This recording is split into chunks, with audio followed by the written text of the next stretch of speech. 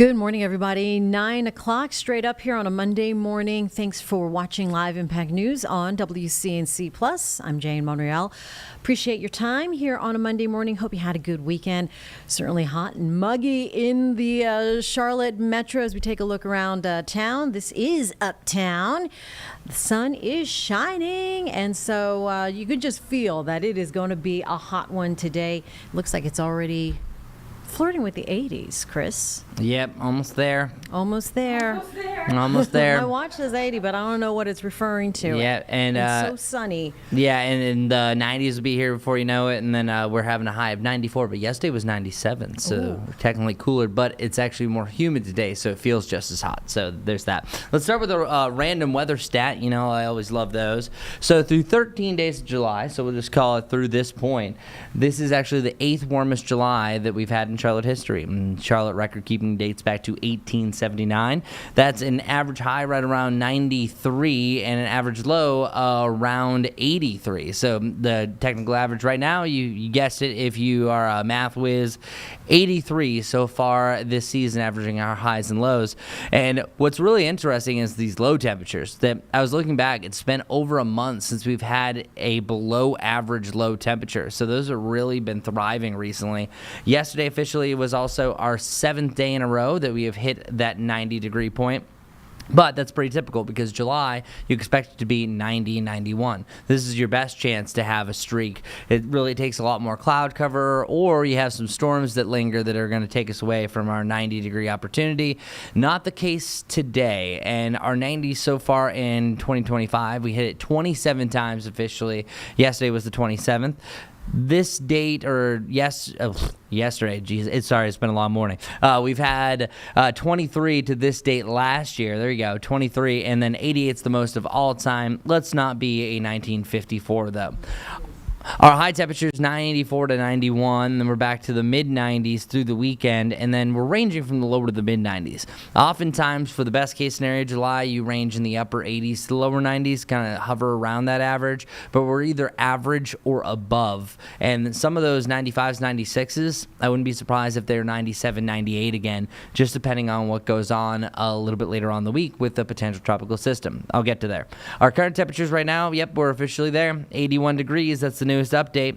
81 right around Concord, and then we have 80 degrees closer to Albemarle. Our hourly forecast gets us in the low 90s by about 8 p.m. At that point, you have a chance for a storm, but I think truly it's after 4 that's going to be the better chances for storms, so it means we're dry most of the day. Highs right around 94, a little bit cooler from some places, only getting to about 91. I think it depends on cloud cover and if you see a storm or not.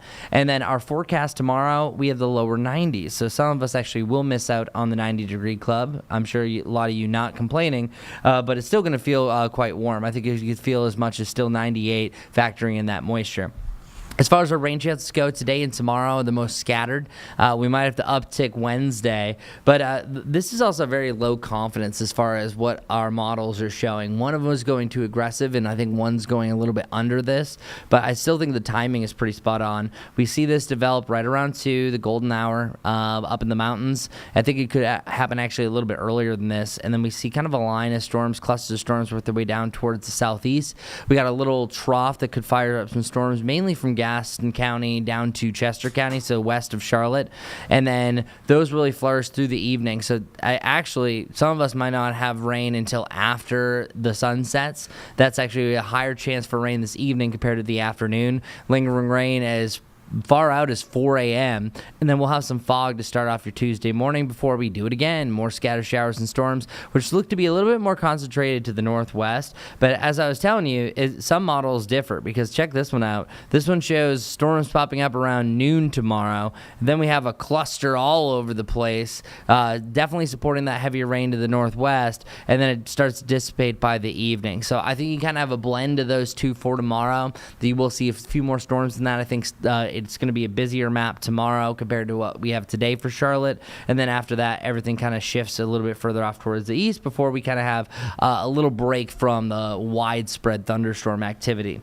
Here's a look at our tropical development map. So the National Hurricane Center will have a better update at 11 a.m. to see if there's any new looks into this, but it's not even a system because you need a few pieces. Actually, the trough and the low that's over the Carolinas right now that gives us a slight rain chance has to move down to the south. And then that little cluster that you're seeing actually just east of Florida, that's going to work its way to the west, and then eventually it's going to churn over in the Atlantic. So what happens on Wednesday and Friday, or that time frame, that's where I think that you're going to have the best chance for this to potentially turn into one of two things. Either tropical depression number 4 or tropical storm Dexter. And Dexter is actually replacing Dorian from back in the 2019 list, the only storm to be retired that year. That produced 185 mile per hour winds, and at one point wasn't moving at all across the Bahamas. Atmospheric moisture is also jumping. It's jiving, getting up into that red range all in all, and it doesn't really waver too much, and it's especially down to the southeast, so humid beach days going forth. What happens with that tropical system, sometimes you can just have the remnants of something that gives us an elevated moisture threat that could lead to an elevated flood threat. So it's something that we really want to watch closely, because you can even see for our future casts, not really showing anything significant, maybe a better chance for rain Thursday, Friday, depending on what happens, or heading into the weekend. So I just want everyone to kind of temper their expectations for the weekend forecast, because right now it's 95, 96, mixed cloud and sunshine, chance of an isolated storm. If we have the moisture from that system, or if we have a low that moves in and kind of creates some sort of front, that will give us a better chance for rain during the weekend. But as of right now, it looks like the usual isolated pop-up storm potential, and a range of 91 to 96 over the next 7 days of July. Wow. So we're in for some heat. Some heat. All right. Usual heat. The Just usual stuff. Slightly above normal July heat. All right. What'd you say? Jumping and jiving? Jumping and jiving. Jump, jive, and wail. You can do all three. It's up to you. All right. That's a good song, too. All right. Chris Mulcahy, thank you very much. We'll see you soon. Happy Monday. Keep cool. You are cool. Too cool for school.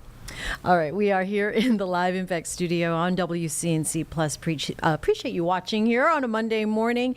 Right now at 9:07, President Trump's threat continues with the trade war. This time now the talks of the EU, the European Union, and Mexico getting hit with a 30% tariff. We have our Alice Barr in Washington with the very latest. President Trump stepping up trade tensions again with more top U.S. trading partners over the weekend, announcing new 30% tariffs on Mexico and the European Union, set to take effect August 1st, while signaling he's still open to negotiate. We're dealing with other countries and certain countries that would rather have a deal than a regular tariff, and we're willing, if they're willing to open up. European leaders sharply critical of the tariffs they say would hurt businesses and consumers on both sides, pledging to intensify negotiations while warning they could retaliate. Mexico calling the new levies unfair treatment after President Trump accused the country of not stopping the cartels.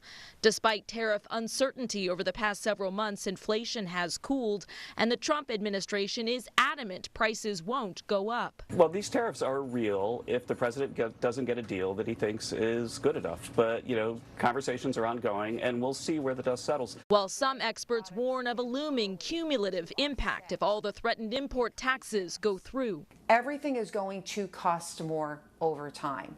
At the same time, Homeland Security head Kristi Noem is defending her department's response to the deadly flooding in Texas, sharply refuting claims that a policy requiring her sign off on contracts over $100,000 caused delays. Those contracts. And on the future of FEMA. The president recognizes that FEMA should not exist the way that it always has been. It needs to be redeployed in a new way. Pointing to other federal resources like the Coast Guard that helped respond.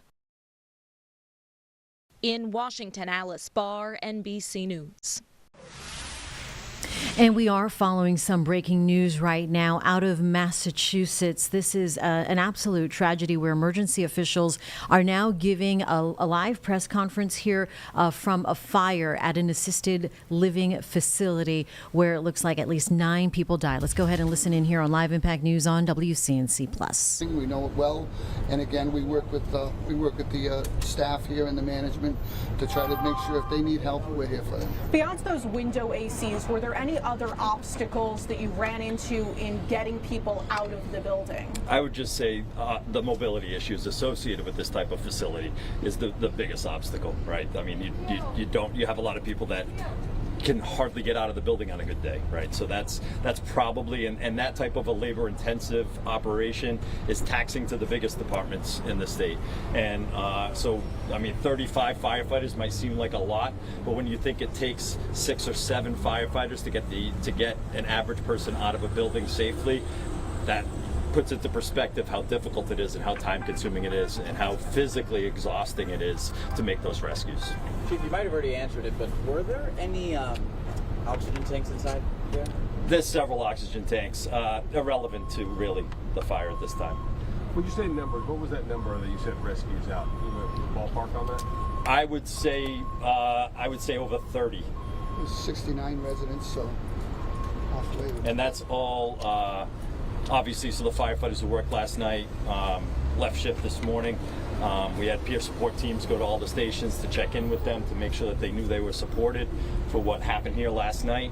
We'll continue that process, but part of that is the next shift they work. We will do a review. We'll have better numbers then, and I will absolutely make sure I update you guys with actual numbers and rescues and all that stuff. Do you think the state fire marshal is pinpointing an area where they're looking at the cause of this? Absolutely. Give us a sense? Absolutely. It's still under investigation, and like I've said a couple times, that an incident like this, we need to make sure that any information we release is the most accurate information possible. The worst thing we can do is release information before we're 100% sure, and that's going to take some time. Were there working smoking detectors, and was there an evacuation plan for this building?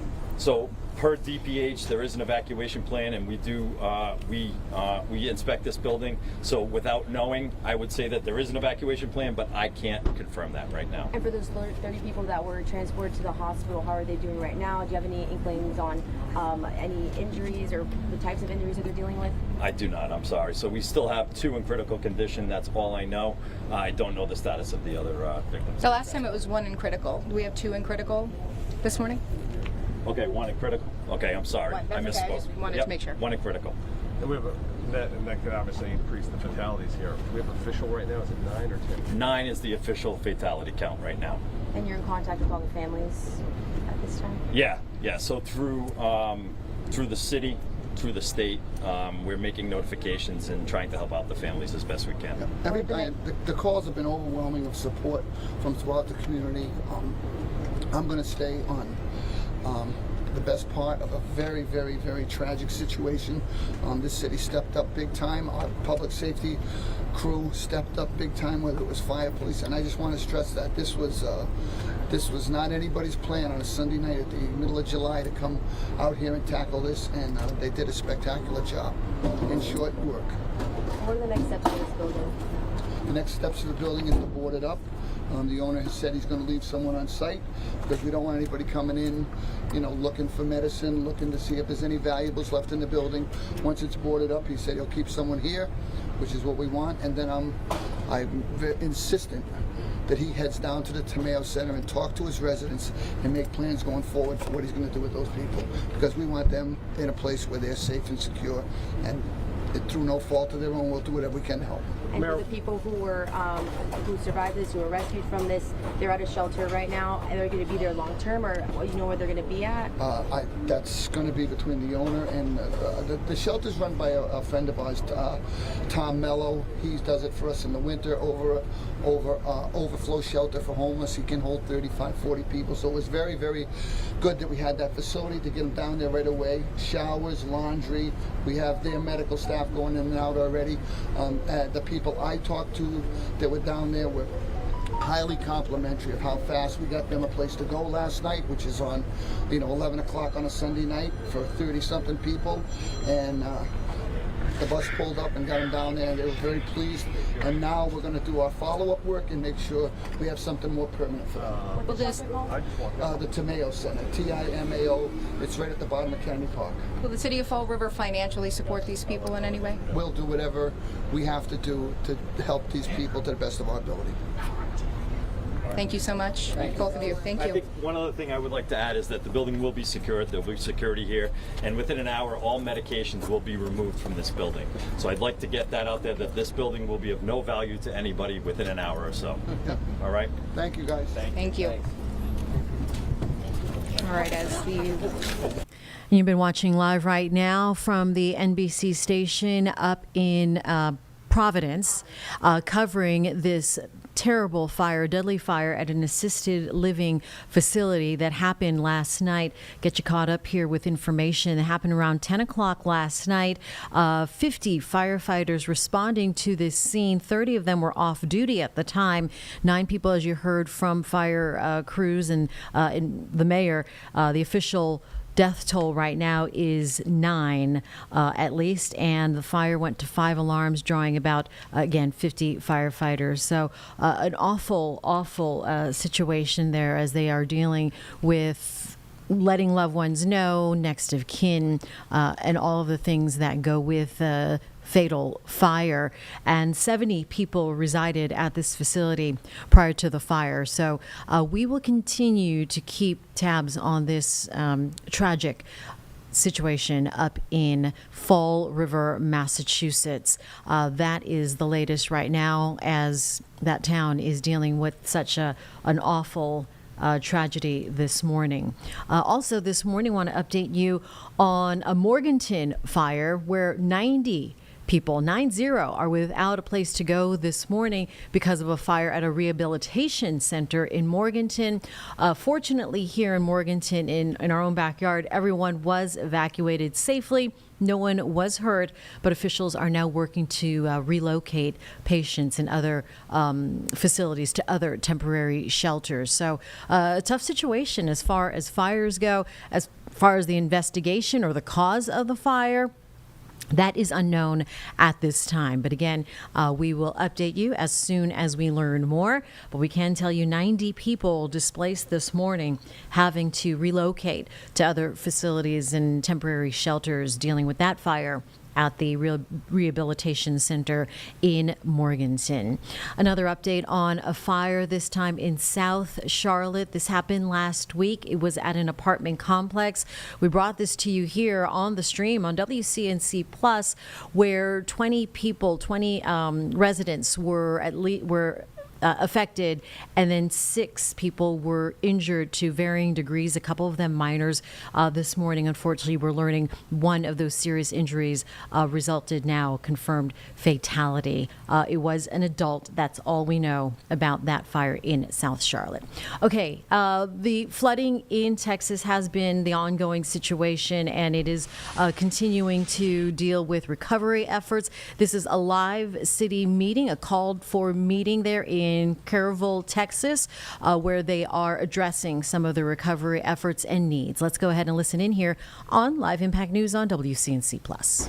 Now, the other thing I would want to caution folks is that when TDEM and TxDOT and their contractors pick up that debris and take it out, that has been checked and checked and checked and checked so many times before they move that, because we understand the sensitivity of that. I can't say that for everything that's going down there now. So I really would urge folks to put that stuff out in the right of way. Let the state, let the search and rescue teams continue to do what they need to do instead of bringing that stuff down to the dump. Now I know it's not going to happen entirely, but I think the messaging that we've tried to send out is that it's slower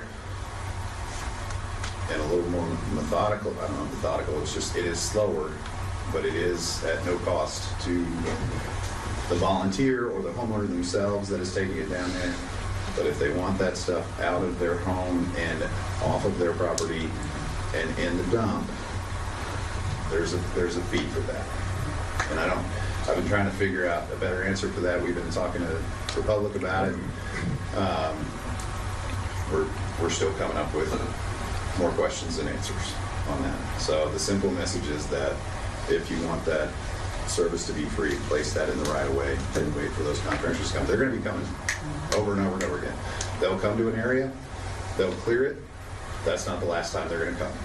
They know that a lot of folks can't get to their property. They know it hasn't been cleared. They're going to keep coming back. They're going to be here for months coming through. So with that, I don't know that I have anything else, but if you have questions about something I didn't cover, please let me know. I do. And I just want to get this on the record. Along with everything else that has gone on over the course of the last 10 days or so, we're not only dealing with all of the aftermath from this tragic event, but now we have to worry about threats that are coming to staff, targeted threats that are specific to individual staff members. And I want it on the record that I would like additional security here, and I'm not leaving here till we get it. Yes, ma'am. Okay, we'll talk that through with the folks at the state, and we'll talk it through with the chiefs. But we've instructed staff. We're getting so many calls flooding in, and 99% of them are amazing. There are folks who are just like, how can I help? What can I do?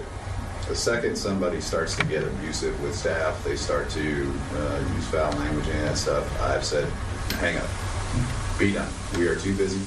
We have too many things going on. That's not what they signed up for. Those folks can call me. They can call Dalton. But they're not. No, they're not, man. And I mean, it's the way of this, right? This is being worldwide. proactive and not reactive. Yes, ma'am. I don't want anybody in here that doesn't belong. Yes, ma'am. We certainly will. We will put that up the chain. Now everything's in a process. Let's hope that City Marshal will be here this week.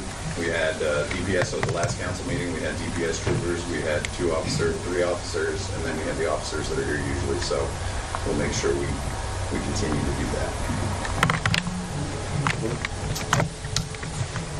This might be more for Dalton, but this morning on the news they're saying our number is still holding pretty close to the 161 missing, but now they're saying we're up to 132 recovered. Is that entirely from down to Canyon Lake, or is that just here? So I haven't heard a good number. Yeah, I think that 132 is numbers from all over the state or in the flooding stuff. We get We get updated numbers typically in the evening, so I haven't got today's numbers yet. I just need to follow up with them. The 161 is holding pretty steady. It will fluctuate. What we want to make sure that we have, and Texas DPS is the one that is navigating all of that. It is a one source of information, which before it was kind of multiple. And so we want to make sure that we have accuracy with the numbers, reconciliation with it. We want to make sure that anybody on the missing persons one is verified. And so that's why that Texas DPS is kind of holding those numbers. So as this develops, those numbers will come out, but I'll get confirmation on the current numbers for Kerr County and send y'all an email and we'll report that. Thank you, sir. That's more grateful. Yes, yesterday I attended this task force meeting with TDM. Ken Bell spoke to us, and his message, he said nothing else today would be no more donations. We're at capacity. We appreciate all of the donations, but we literally just don't have the space, the time, and people to manage it. So hold on to it in your place of location, wherever that is, whether it's another state, another city, another county. And at some point, if it's still an offer and we still need it, we'll be happy to take it. But we just can't take any more. There's a couple of committees he wants us to look at forming in the future, and that would be unmet needs groups of folks who I know the first day I was at EOC, a man walked in who had lost his identification, for instance, and we did not have the authority to duplicate that for him. But now that we've kind of got a system and we know who's who and what help, we might be able to get back in touch with folks like that and help them now when we couldn't before. And then a long-term range recovery group. We thought at some point we might want to have a committee that looks at long-term, because right now we're still looking at immediate needs and taking care of those. But so that was what I was told to mention today in today's meeting. And the 210-895-3212 number is still a good hotline number for help of any kind.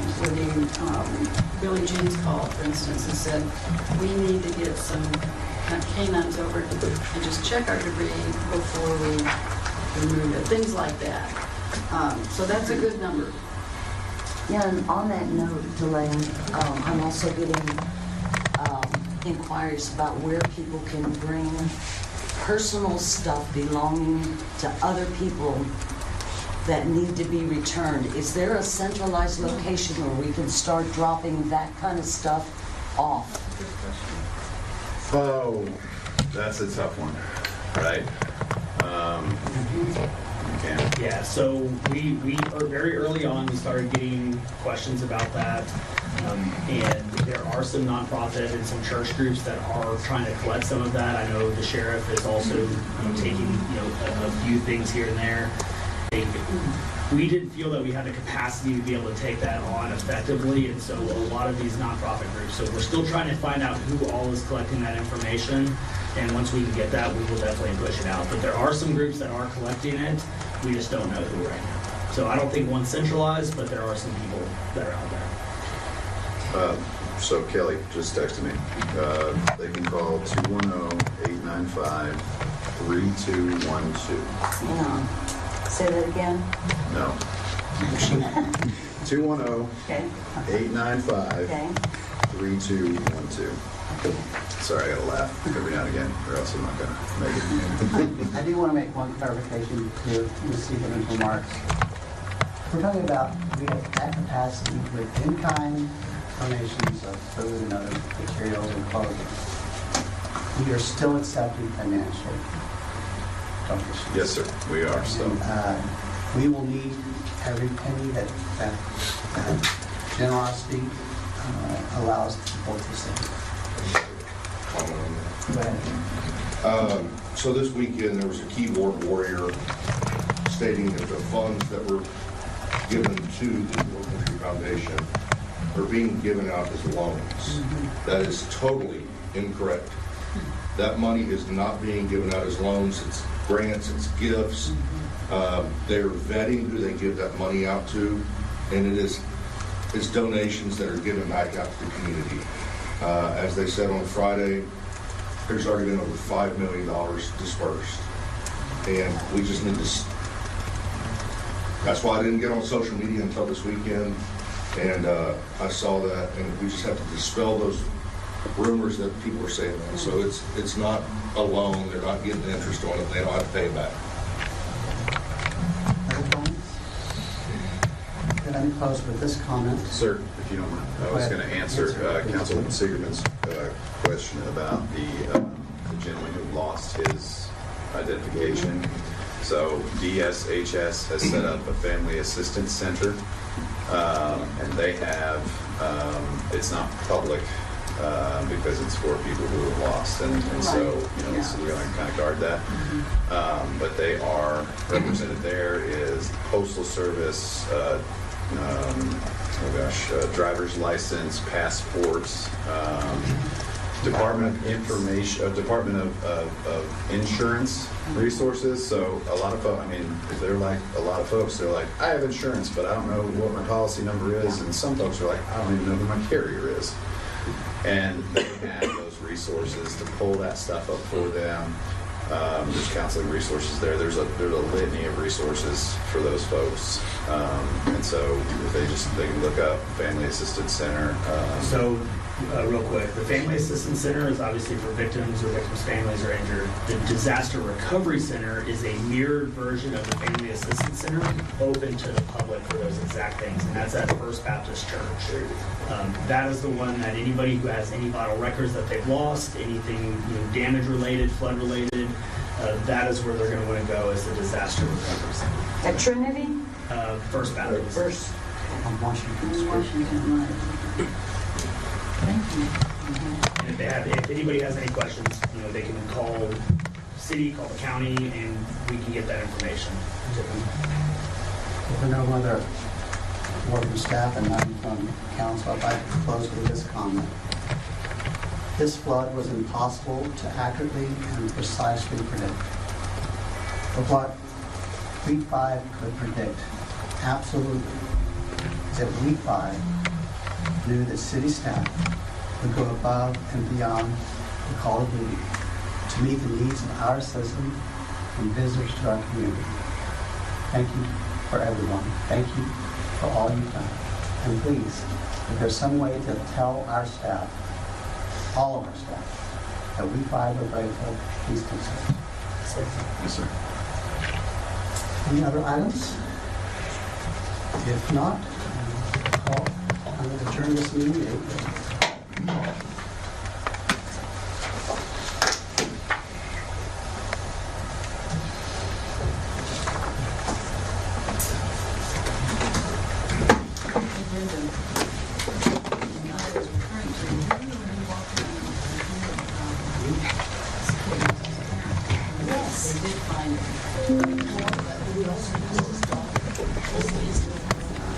And you have been watching live here on Live Impact News on WCNC Plus at 9:31.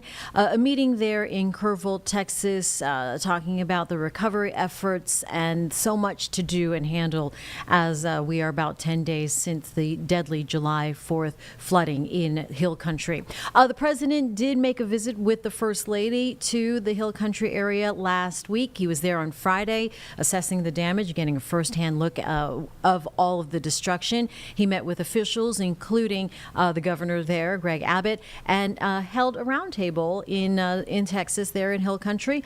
Let's go to that. This is a fully recorded roundtable discussion now with the president from last Friday, previously recorded here on WCNC Plus. This is a tough one. And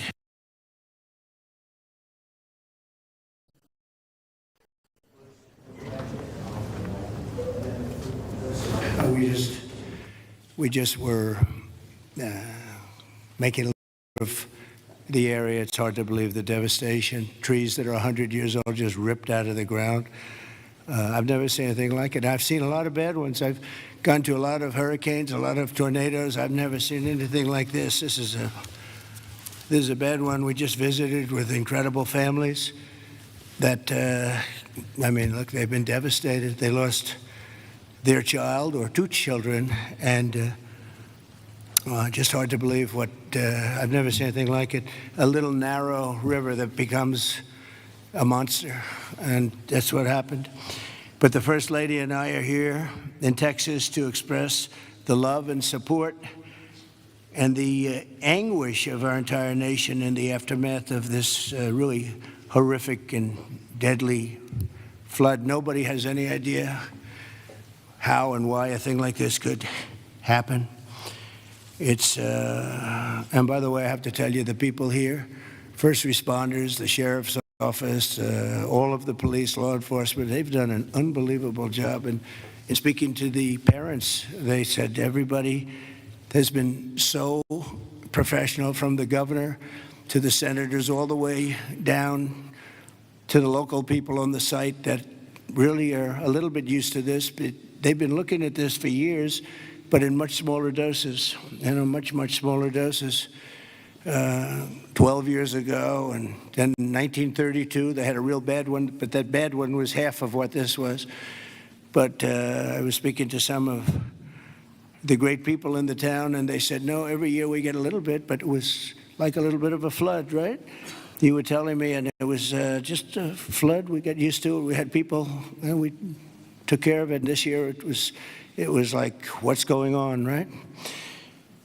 So all across the country, Americans' hearts are shattered. I had to be here as president. First Lady wanted to be here. And, all the beautiful souls, and we're filled with grief and devastation. The loss of life.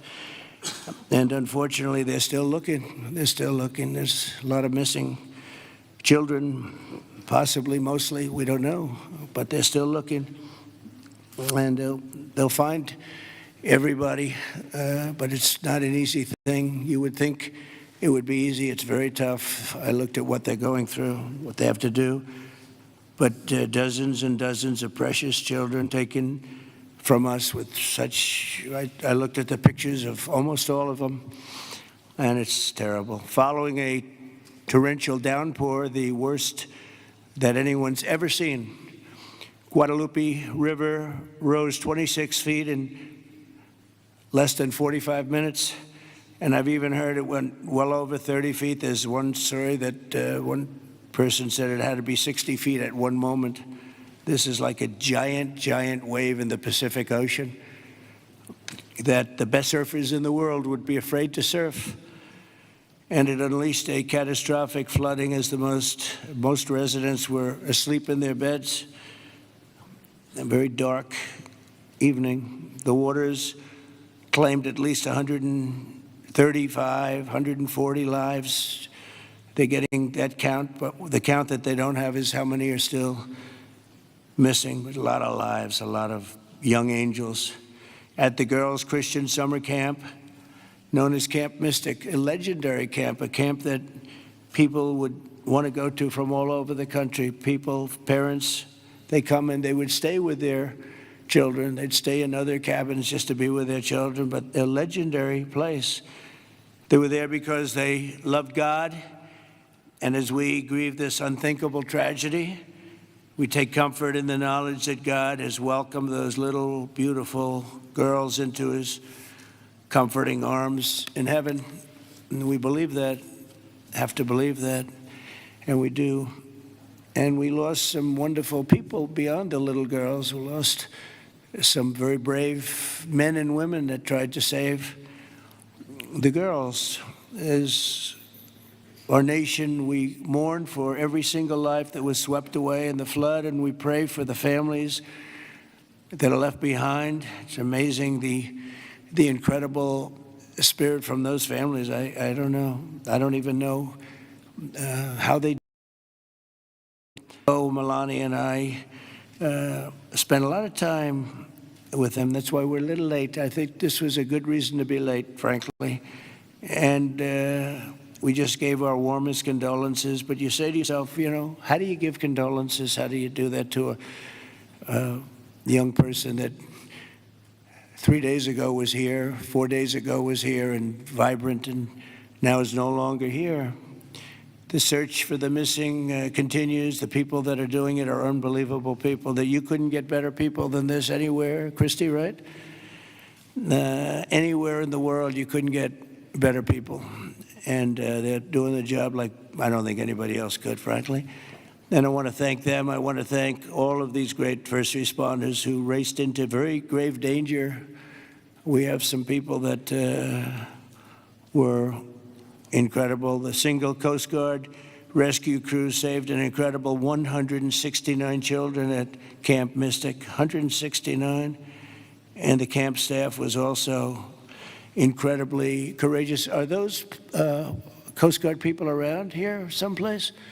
Because I hear some incredible people. And I actually, Scott Ruskin, is he around? Where's Scott? He's not here right now, sir, but he will be here later, and I will be. Oh, okay. Well, you let him presenting know. them with some, I'll let him And know. John Dunn, the owner of the Hunt store, was a flood. Where are you? Okay, good. We spoke a little while ago, and it sort of, John was telling me some stories about that store, and it was just really amazing. Yes, Mr. President. First, let me correct. I was owner of the Hunt store from 2013 till April of last year, where I actually sold the store to Haley and BB Lehrman, who are excellent operators, and they're on the ground right now in Hunt, leading the effort there together with the fire department, the churches, the schools, what have you. And they're doing a phenomenal job. Good job. My role in it is I had seller finance the deal. And You're going to bring it back? I'm absolutely going to bring it back. And the walls are up, the two walls are up, and you're going to... There's belief out there that it was a total loss. It's not. A gentleman by the name of Larry Graham put up some incredible walls in 1973. And he's a great engineer, and those walls are still standing. Save the walls. Save the walls. Okay. And the goal is, and I think we can get it done between Haley, BB, myself, and some outside help that we'll be getting. I think we're going to get it reopened very quickly. Good. I think it's important to get it open quickly because once we do, the community can get back to a sense of normalcy. I think it'll be good for the community. I think it'll accelerate the recovery process.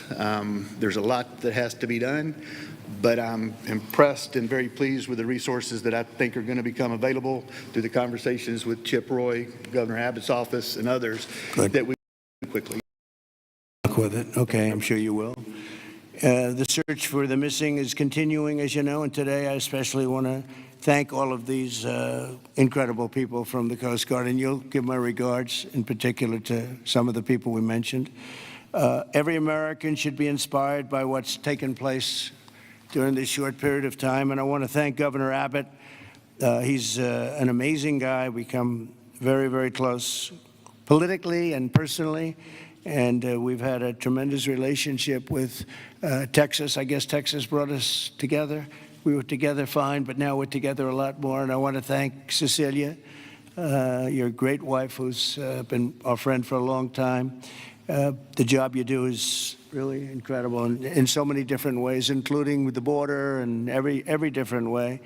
Admired by everybody. Secretaries, Kristi Noem, Brooke Rollins, Scott Turner, and Administrator Kelly Loeffler, they all wanted to be here. Some of them hopped on the plane with me. Senators John Cornyn and Ted Cruz, you're here among us. And thank you very much. Our great Lieutenant Governor, I see you sitting there. I don't know if they even have your name down, but when I'm here, your name is down, right? He's doing a good job, always did.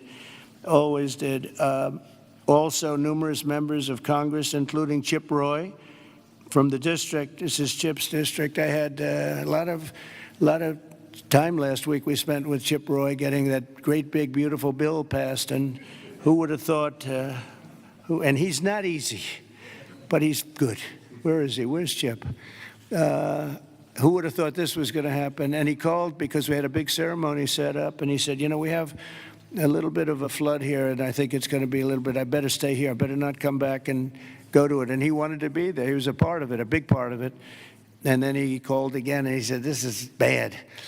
And then it got really bad, far beyond your worst imagination, right? So thank you very much, Chip. I appreciate it. And Brian Babin also is, I don't know if Brian's here. But we do have, and I have to just give some of the names because it's very unusual. Nathaniel Moran, Dan Crenshaw, all of these people wanted to be here. Keith Self, Jay Elsie, August Pfluger, Craig Goldman, Ronnie Jackson. Where are you people? Are you here? You're all here? Where's Ronnie Jackson? Ronnie Jackson, what a person. Every one of these people is so incredible. Randy Weber, Pete Sessions, Tony Gonzalez. Well, we have everybody. Beth Van Dyne. Hi, Beth. Hi, Beth. Roger Williams. Brandon Gill. Hi, Roger. Brandon, you're here? Yes. Thanks, Brandon. Doing a good job, Brandon. Michael Cloud. John Carter. And Wesley Hunt. And we have others, but I'm not, we have to get on with it. But I did want to ask Lieutenant Governor Dan Patrick. He's been my friend from the beginning. He's been the chairman of all three of my campaigns, and all I know is we won by record amount. So I guess you were a pretty good chairman, right, Dan? And his son is fantastic, too. But Attorney General Ken Paxton. Ken's around here someplace. Hi, Ken. Hi. And Director of the Texas Department of Public Safety, Freeman Martin. Freeman, thank you very much. You're doing an amazing job. Texas Chief of Emergency Management, Nim Kidd. Thank you. Thank you very much. Major General Thomas Seltzer of the Texas Military Department. Thomas, great job. Thank you. Really good job. And many other officials and government, everybody is here. You know, it's amazing. I do these things, and often you just don't have a turnout like this. Half of government is here, but my administration is doing everything in its power to help Texas, and I can tell you that, and the governor will be the first to tell you that when the request was made for the emergency funds, Christy, I think we gave it within about 2 minutes, maybe less. And they had everything they needed, right? Immediately. So we've deployed over 400 first responders and assisted or enabled more than 1,500 rescues. Amazing, 1,500. Customs and Border Protection and the U.S. Coast Guard have deployed numerous search and rescue crews, and they're all over the territory, and trauma teams. And beyond this area, you know, the governor was saying we've gone a little bit beyond this area. Oh, there's Dr. Phil. Look at Dr. Phil. You're looking good, Phil. This is a hell of a situation, isn't it, huh? FEMA has deployed multiple emergency response units, and FEMA has been really headed by some very good people. We have some good people running FEMA. It's about time, right? We get some good ones. They failed us in North Carolina, but when we got in on January 20th, they fixed it up in no time. And the Army Corps of Engineers is always around and always strong and brilliant. We're also taking historic action to ensure that such a nightmare never happens again. And we're going to look and see how can a thing like this, they could say it's a 100-year. Somebody said it's a 500-year event. It doesn't. We're not going to let a thing like this happen again where it can wreak this kind of devastation. Earlier this year, I directed a sweeping review of the preparedness and critical infrastructure. I think, again, I have to say, whenever I say that, I have to say that the level of professionalism was incredible. But we'll all work together to find out exactly what can be done, because they do want to rebuild, and they're going to. I just want to say we have a wonderful First Lady, and she's done a great job as First Lady, and she really, very special woman when she saw and met the people that we met just a little while ago. It's very devastating. And would you like to say a few words, honey? My deepest sympathy to all of the parents who lost beautiful young souls. Deepest sympathy from all of us to the community, to everybody who lost a loved one. We are grieving with you. Our nation is grieving with you. We just met with the wonderful families. We pray with them. We hug. We hold hands. They share the stories. And I met beautiful young ladies. They gave me this special bracelet from the camp in honor of all of the little girls that they lost their lives. So we are here to honor them and also to give the support, help, and I will be back I promise to them, and I just pray for them and giving them my strength and love. Thank you, honey. It's very nice. Thank you very much. So I just want to say God bless you all, and I'd like to ask Governor Abbott to say a few words, please. Thank you. Well, first of all, thank you, Mr. President, and thank you, First Lady. The first thing both of you mentioned were the lives that were affected by this. Whenever there's a disaster or catastrophe, the first thing we focus on is saving lives, prioritizing those lives. Every minute, every hour counts, and that's what Chief Nim Kidd focused on, what the local officials focused on, what the state focused on, but also what your administration did. On the very day of the flood, you know, the Coast Guard literally saving lives right and left, and we cannot thank you enough for deploying the Coast Guard, deploying the resources, and as you pointed out, immediately, when I made a request for a disaster declaration, you and your administration granted that. This is the fastest that I'm aware of any administration responding so swiftly, so collaboratively, so coordinated as we have in response to this. Thank you for that major disaster declaration. It ensures that we're going to be able to more effectively respond and help rebuild. And let me make one thing clear about the Hunt store. We will rebuild the Hunt store very quickly right here in Hunt, Texas.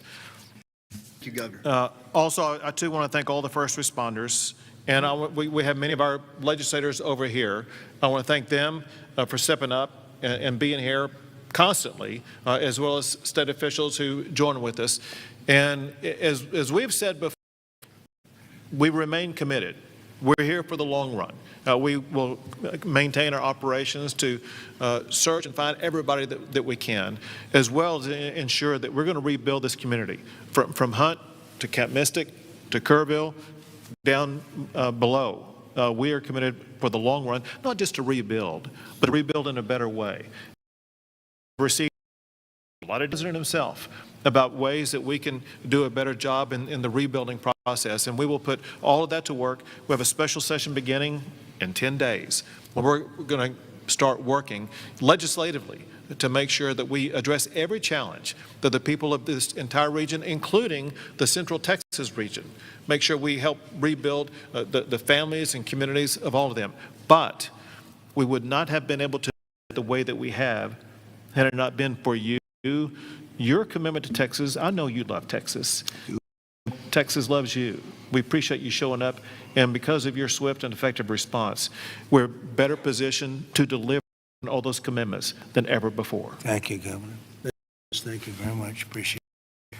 Christy, would you like to say something? Fantastic you've done. Well, Mr. President, I just want to thank you for coming and being here today, and to our First Lady as well. Your heart is evident for the people of Texas, and by you coming here and spending the day and taking the time to spend so much time with the families, I've spoken with many of them over the last several days, and they're so grateful for you that not only are you here to come and walk alongside of them, but to spend time with them and to deploy resources to help support the governor and his team, I think has meant the world, not just to those that are making the decisions, but to all of those down to the ones who have lost their children and those who are still looking for their children. So that's the hardest part about the situation we have here today, sir, is that when you have a disaster like this, I believe this is an unprecedented event. I haven't heard in my knowledge, know of a flood that happened like this before. So, you know, in our experience, we know that it's at least a 1 in 1,000 year flood that hit this area in an unprecedented way. And emergencies and disasters are always locally executed. The state manages them, and then the federal government comes in and supports that. What we are doing here, sir, is empowering the state and the local officials to make the best decisions for their people, because they know their people, they know their community, and when they ask, then we come in and support them. So thank you for being a president who trusts people, who lets them use the responsibility that they have to make the best decisions for their families, for their communities, and we come in and we support them in that. So I can't thank you for helping us making such quick decisions, for Nim and his team, and the governor is absolutely fantastic. Every time I picked up the phone and was here, the lieutenant governor was available, the entire team, the Coast Guard and the Border Patrol were absolute amazing resources on the ground immediately, and we've had over 700 different FEMA employees and volunteers here as well that are engaged, and so all of your assets that you have as a federal government are deployed to help this community restore, but also to heal.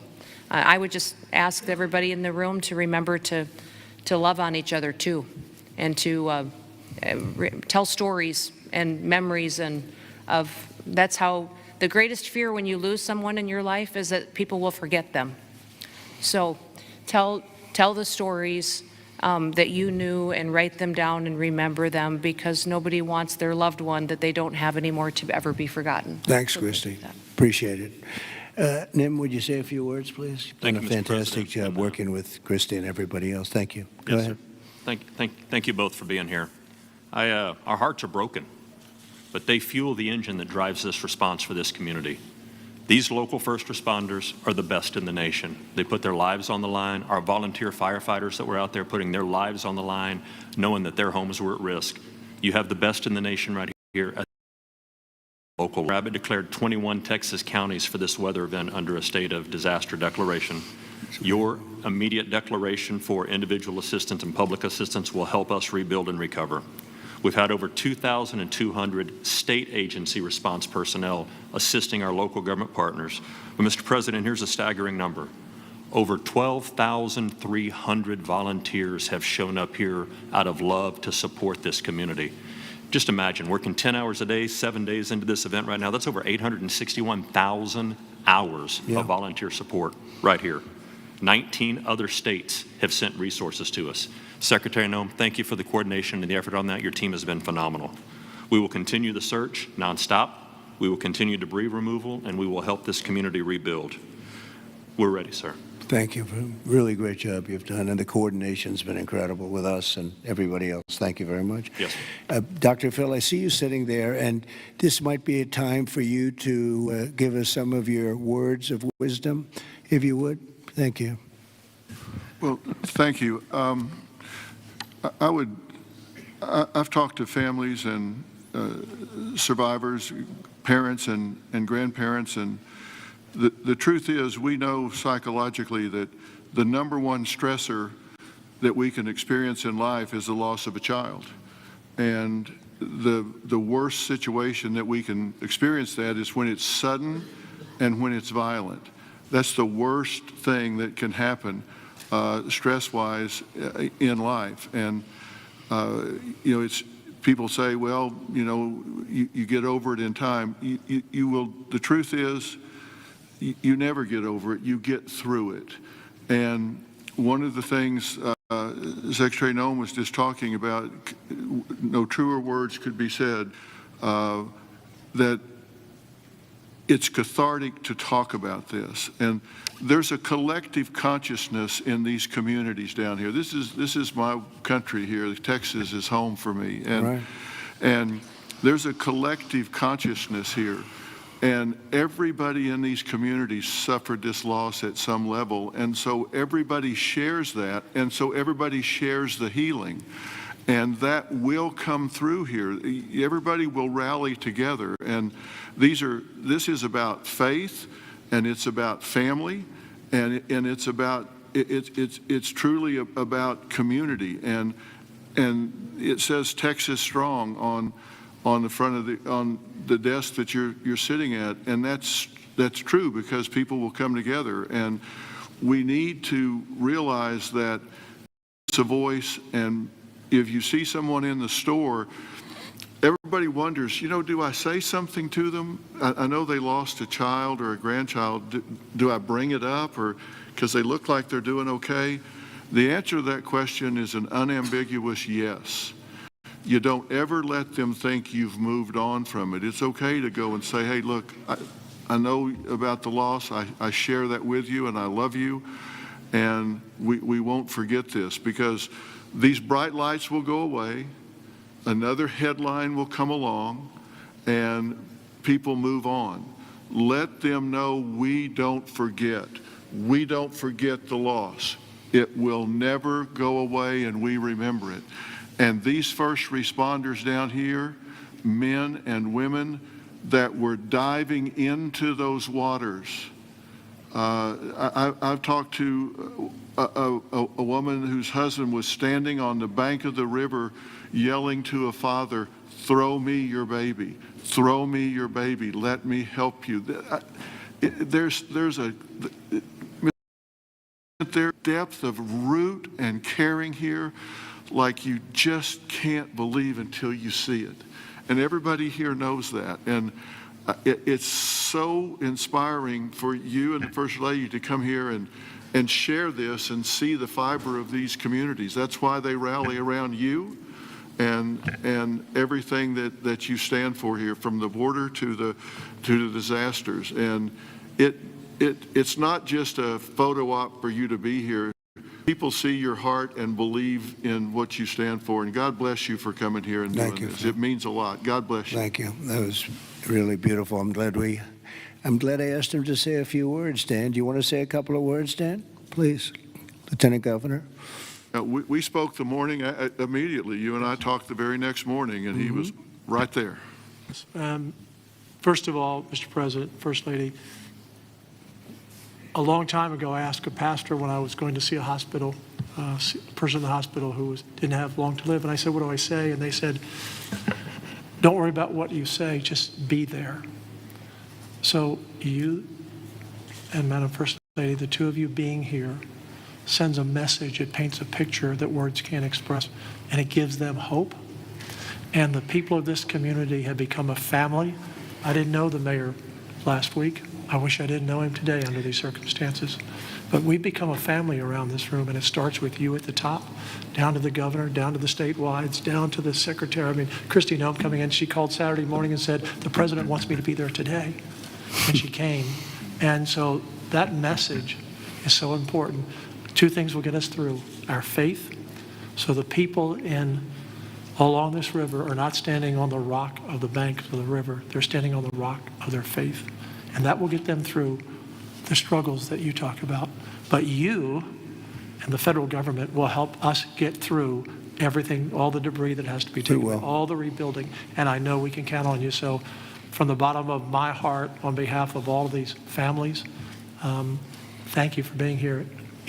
You just can't measure how much it means to them. Thank you very much, Dan. Great job. Appreciate it.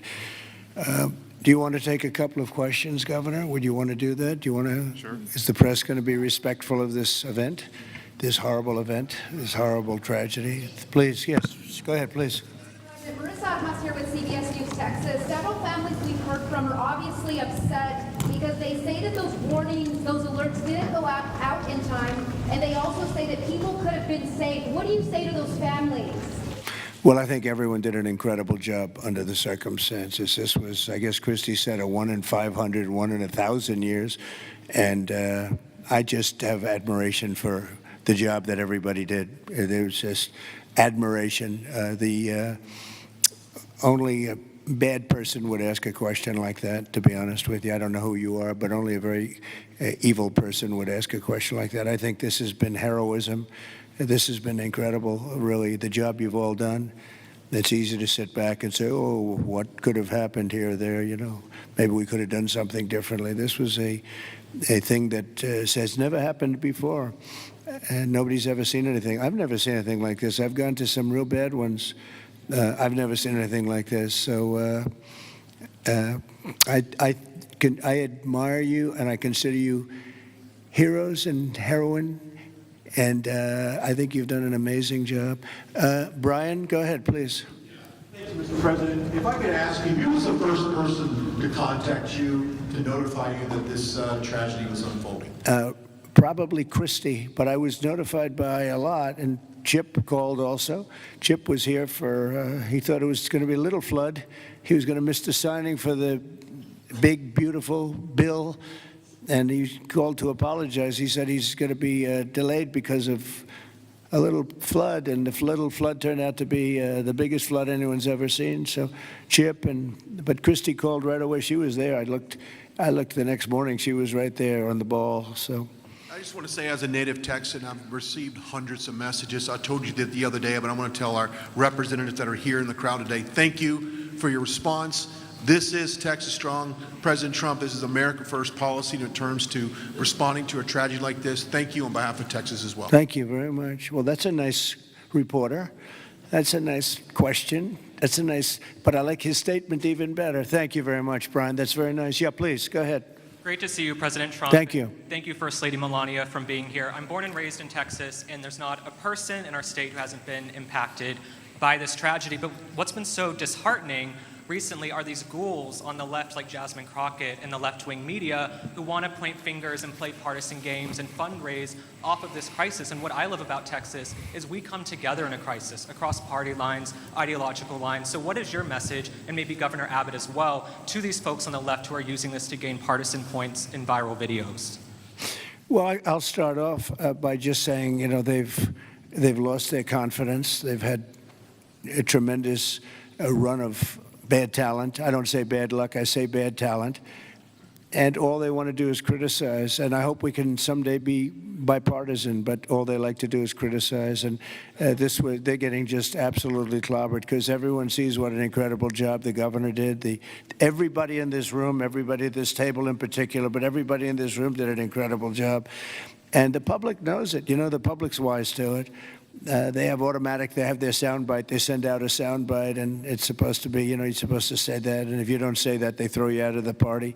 No, they've lost, honestly, they've lost their confidence. I see some of the people they're putting forward, and those people will only ruin our nation. Our nation, a year ago, was dead.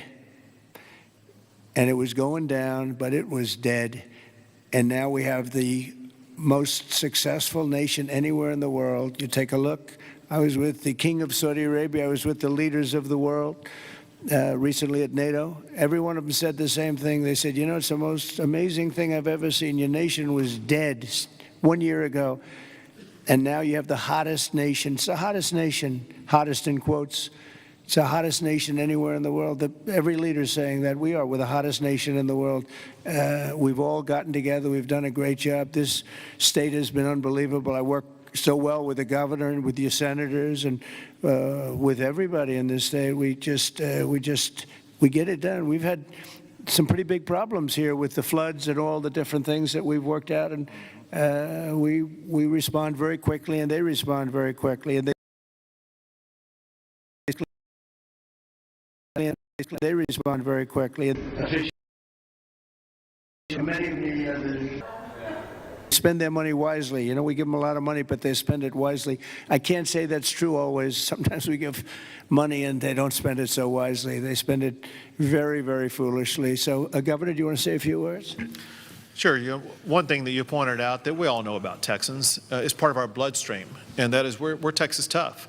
We're made for challenges. I read a piece the other day. I'll just quote one line from it, and that is, when the rivers rise, so do we, and we rise to the occasion. And the way that we do that is by everybody working together. We are one team united. We are Texans, and fighting as Texans, we're going to rebuild not just Kerrville or Hunt or Kerr County, but across the entire state, across regions. We're going to come together and fight together and ensure that we elevate even better, keeping foremost in mind exactly what Dr. Phil was talking about. As we rebuild, we've got to constantly comfort the families of those who have suffered a loss. Those two things combine, and we will be our quintessential selves, and that is Texas tough, Texas resilient. Thank you very much. Go ahead, sir. Mr. President, first the of all, blue shirt. Thank you for right over here. Go ahead. I'll wait for Chip. He's my representative. I'll wait for him. Mr. President, if I could just say one thing, which is I can't thank you enough. When I called you on Friday, you said whatever you need. When I called the Secretary's office, she called me within 15 minutes and said, whatever you need, and then she came here this weekend. I've never seen such a quick response and such a focus on delivering for the people. But importantly, I want to thank all of my colleagues in the House sitting right over there. Every single one of them called me personally. Every single one of them reached out to this team that the governor was just talking about, the team effort to deliver for the people of Texas. They're here now, not here to microphone. They're here just to be here because they believe in this state and they believe in what you're doing as the president, and they believe in what the governor's doing.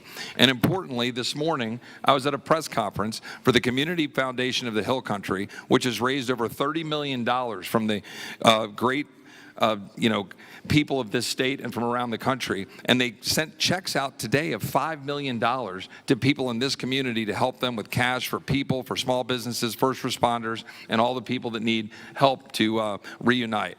And the final point I'll just say, for all of the media clamoring to ask that ridiculous first question and try to point fingers, the governor said it best when he said that pointing fingers is for losers. This state is about looking forward, and we'll figure out how to make our systems the best they can be, but systems the best they can be, but they can be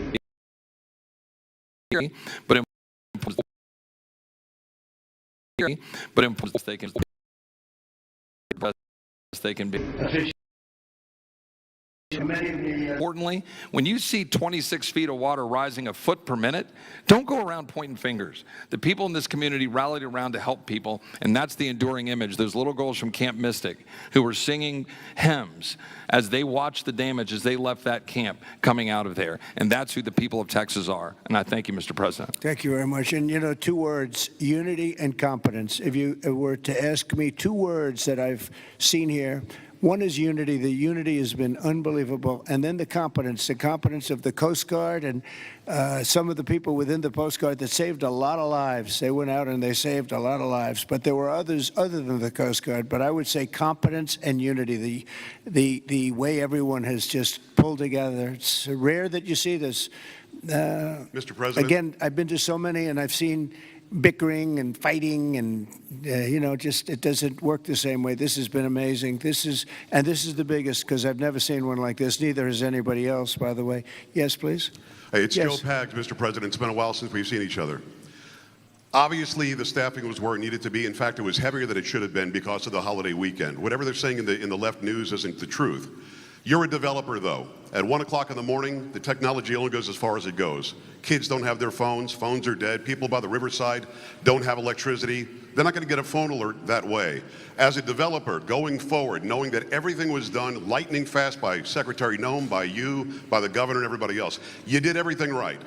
What do we do next time, though, to make sure that people are alerted if they're dead asleep? Maybe an alarm system, maybe a siren system. You might know better than I.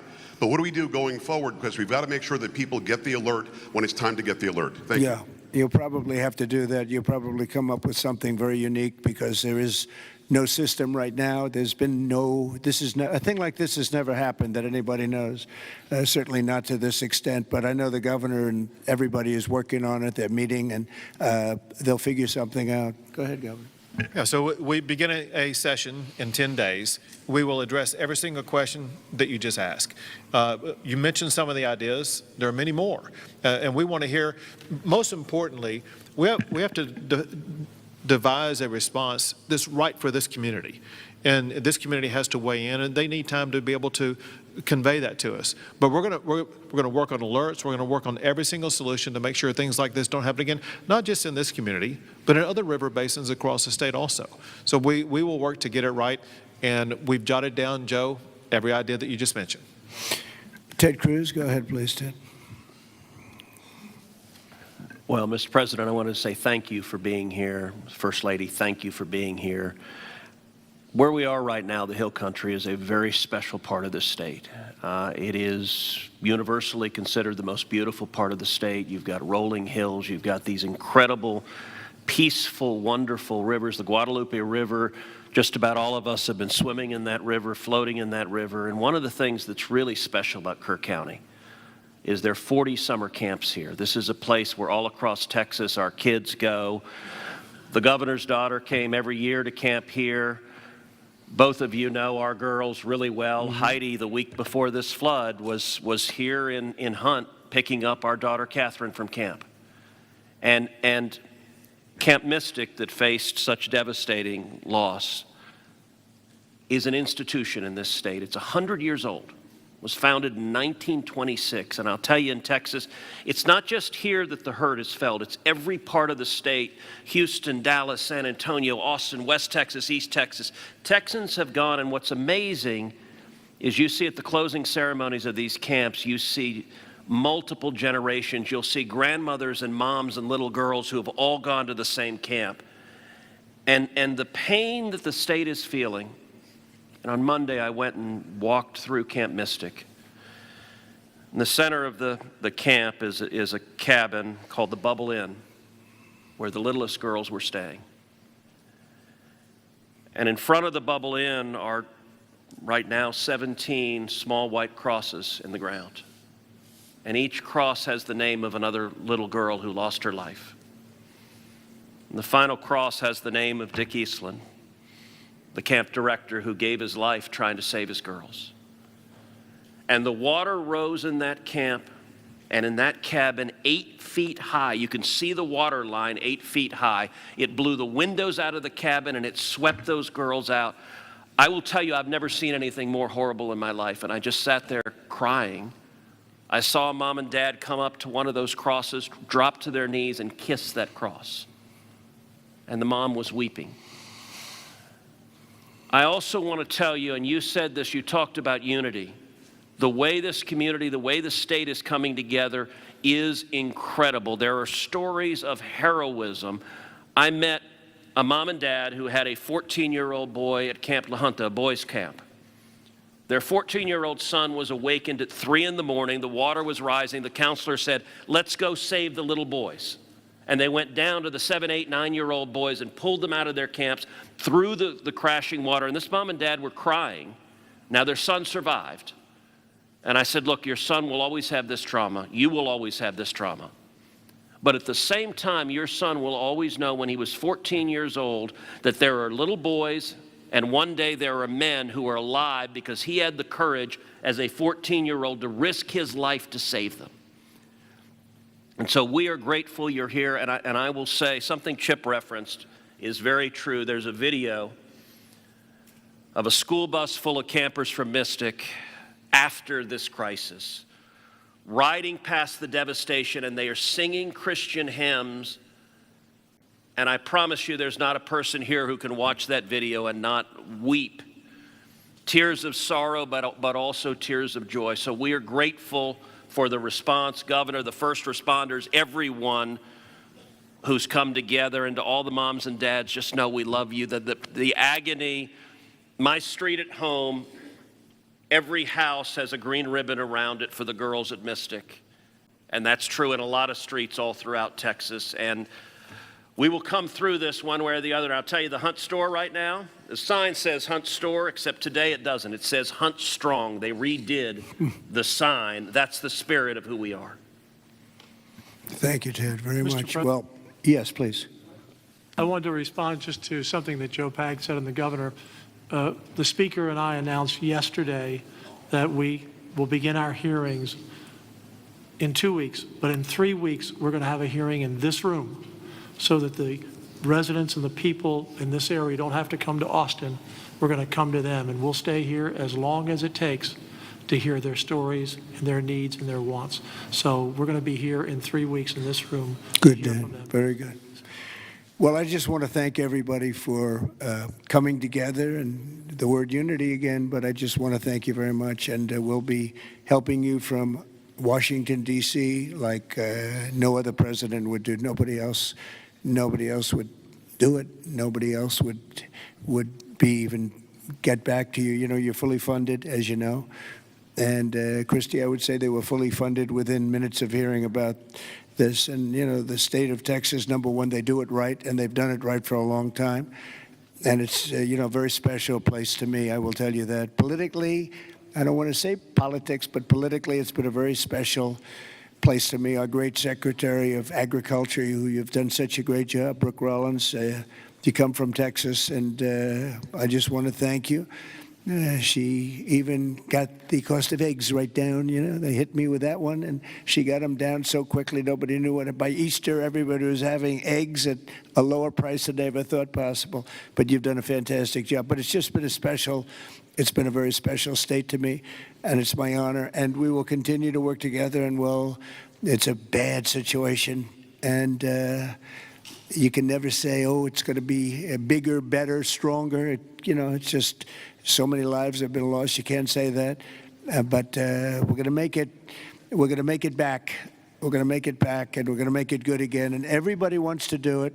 And I just want to thank you, and I want to congratulate you. You guys have been unbelievable. Thank you for your your words before. It was unbelievable. The job you've done, Kim, everybody, every single one of you. So you should be very proud.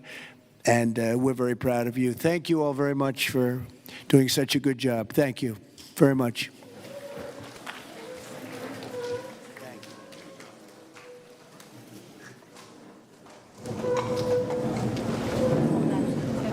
Stay where you are. Good morning, everybody. It is 10:18. You've been watching a previously recorded roundtable discussion there in Kerrville, Texas, following the flooding. You can see that President Trump there, his visit from Friday, talking to local officials as well as the Texas State Governor Greg Abbott on the continuing efforts and the destruction he has seen. We've had some developing news overnight out of Massachusetts. This is in Fall River, where a deadly fire ran through an assisted living facility, killing 9 people now, at least one other person now critically injured. A total devastation there in that local town. Officials giving a press conference this morning. We aired part of this about an hour ago here on Live Impact News on WCNC+. But if you're just joining us here at 10:19, we want to get you caught up with the mayor as well as the fire chief on the situation, Fall River, Massachusetts. You're watching Live Impact News on WCNC+. Jump out. Go ahead, guys. All right. Mayor Coogan and Fire Chief, can you guys tell us any updates that you might have this morning right now?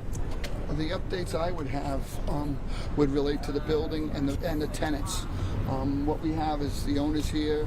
He's bringing down his crew. They're going to board the building up, secure it, then he'll deal with his insurance company and then whatever else he has to do.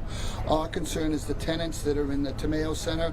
We want to make sure they're placed in a safe, secure place that can handle their medical needs as quickly as possible.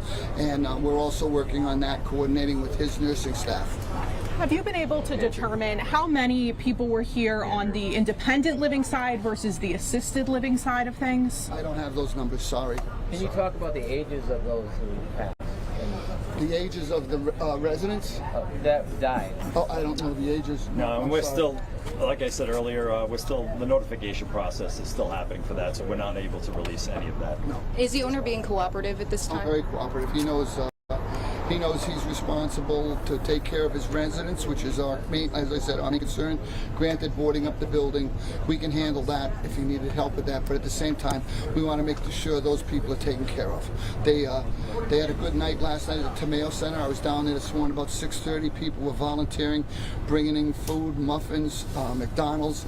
Everybody got breakfast. With the cooperation of the fire department, we were able to get some nurses in the building to get the medicine, which obviously when people left, get out right now, they didn't take their medicine with them. So we're coordinating with that. We got their records out. So it's a lot of this kind of stuff you have to do to make sure people can live a full life at the best of our ability. Mayor, can you talk about context of the significance of this for Fall River? This is very significant, but at the same time, it shows you what our public safety units are like. I mean, I was here last night till after 1, and it was a flood of police, firemen obviously in the building first. They were the ones that went in and made sure, that they could save as many of the residents as possible and get the fire out as quickly as possible. But it was a coordinated effort because then the residents came across the street. They're in this parking lot, and EMS was attending to them while Jeff Bacon and his crew were going back in to try to find more. At the same time, the police had to close off the whole road, and you were here, a lot of passers-by coming in, and to coordinate safety and control to make sure that these guys can do their job the way they did, which was 5 stars, and at the same time, get the residents to a safe place. What's the owner's name? Significance? This is, I think, the second deadliest fire in Fall River history. I don't really know the numbers, but again, this is a big fire. If it was 1, it's 1 too many. So 10 is bordering on ridiculous. Mayor Coogan, what's the owner's name? Is there anything about an elevator? We've had some calls over the last couple months about an elevator possibly working. Is there any? Can you tell me anything about an elevator in here or anything around? I have nothing. I have no information about any elevators. I haven't heard anything about it. Chief, Were there any there's no obstacles central in the AC, building so to a lot getting of people people out? complain about the portable units. Was that an issue last night of all that AC?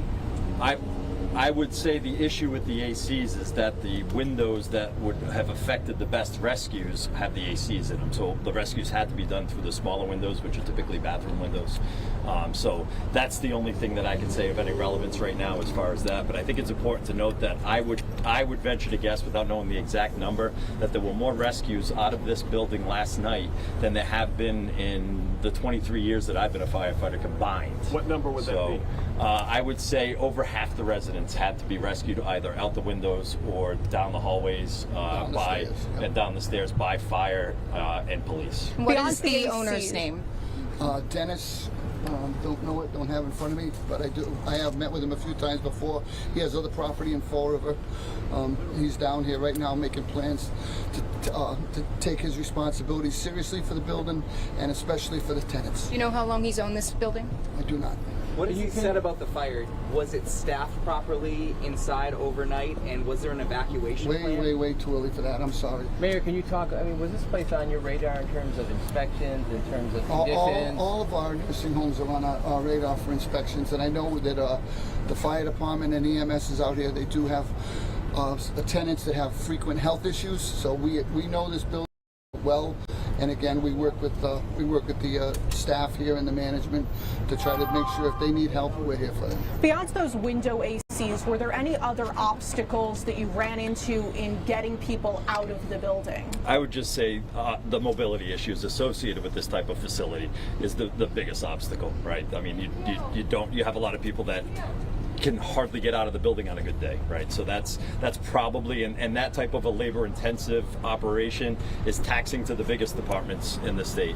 And so, I mean, 35 firefighters might seem like a lot, but when you think it takes 6 or 7 firefighters to get an average person out of a building safely, that puts into perspective how difficult it is and how time-consuming it is and how physically exhausting it is to make those rescues. Chief, you might have already answered it, but were there any oxygen tanks inside there? There's several oxygen tanks, irrelevant to really the fire at this time. When you say numbers, what was that number that you said rescues out? You know, ballpark on that? I would say over 30. There's 69 residents, so halfway. And that's all, obviously, so the firefighters who worked last night left shift this morning.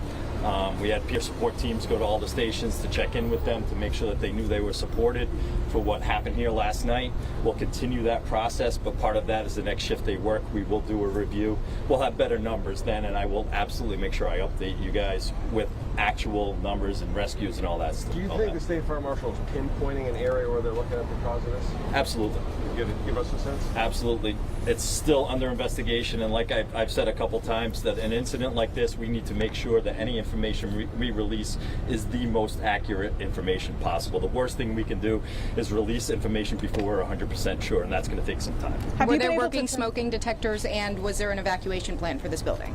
So per DPH, there is an evacuation plan, and we do we inspect this building. So without knowing, I would say that there is an evacuation plan, but I can't confirm that right now. And for those 30 people that were transported to the hospital, how are they doing right now? Do you have any inklings on any injuries or the types of injuries that they're dealing with? I do not. I'm sorry. So we still have 2 in critical condition. That's all I know.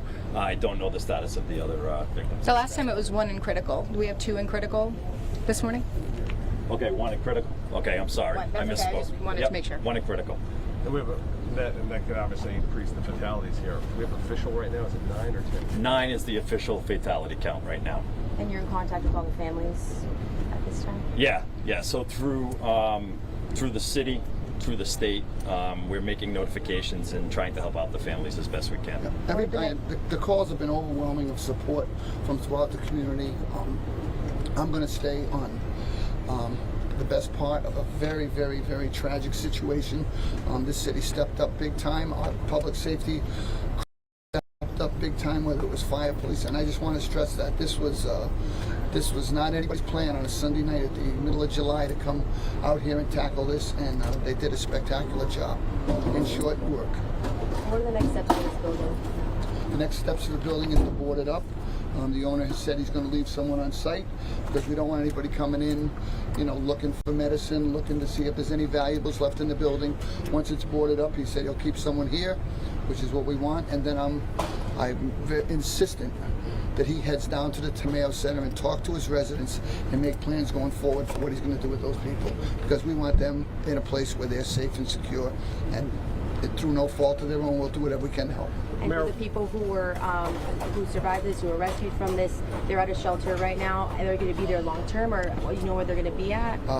That's going to be between the owner and the shelter's run by a friend of ours, Tom Mello. He does it for us in the winter, overflow shelter for homeless. He can hold 35, 40 people. So it was very, very good that we had that facility to get them down there right away. Showers, laundry. We have their medical staff going in and out already.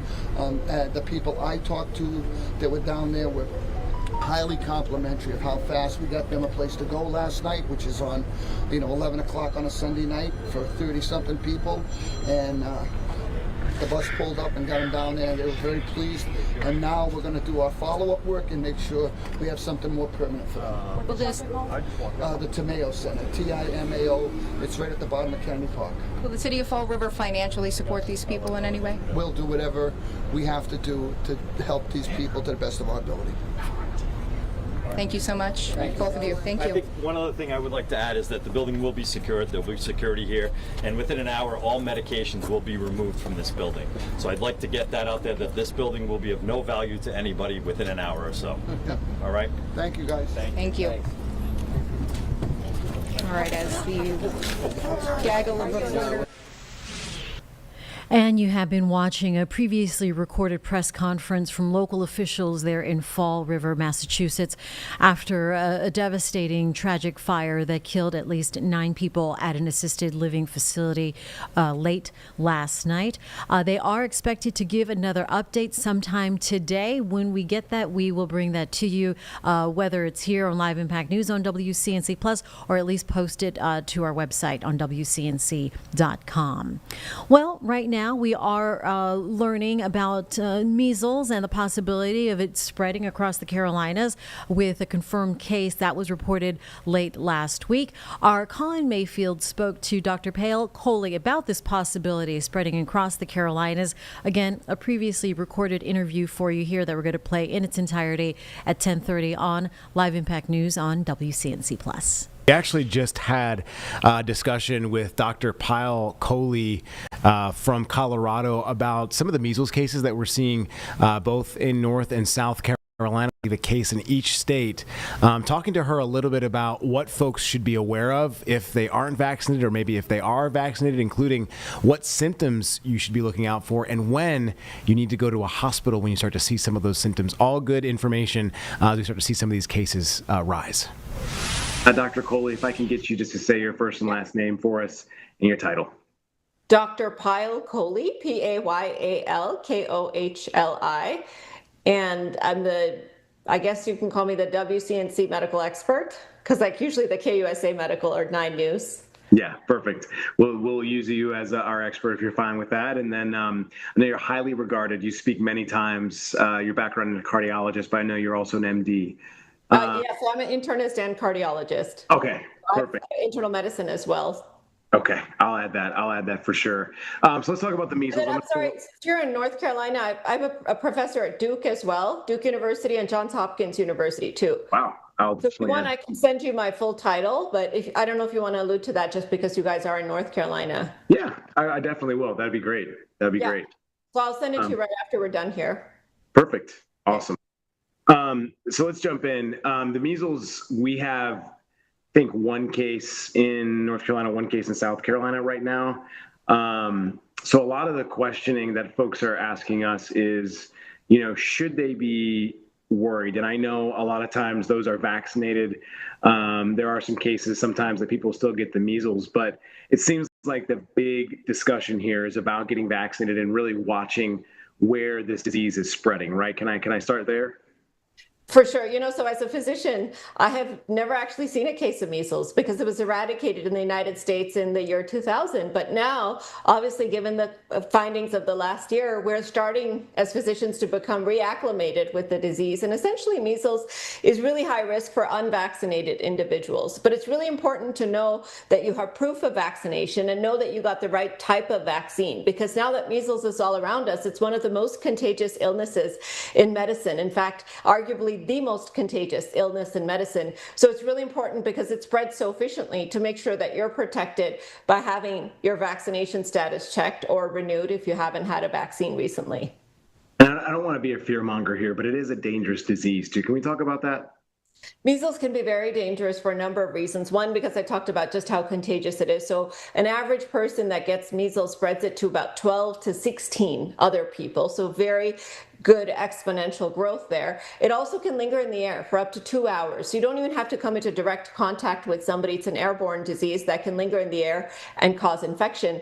And about 1 in 10 to 1 in 20 people, especially kids, immunocompromised and pregnant patients, will get life-threatening complications. You're talking about brain swelling like encephalitis, deafness, blindness, seizures. And for a lot of people that recover from measles, it can even cause consequences afterwards. So it wipes out your immune system, so you become more prone to other infections. And many years after the measles, you can actually have something called subacute sclerosing panencephalitis, which is a brain fibrosing condition where you get scarring in the brain as a result of that measles. So it's not just a rash, it's not just a cold, it's actually a pretty significant illness, which is why prevention is key, because we have a highly effective vaccine. Let's talk about vaccine. I've heard MMRV vaccine sometimes recommended. MMR vaccine might be recommended. Dispel any myths between the two, and what might the chosen vaccine be for those physicians that people see?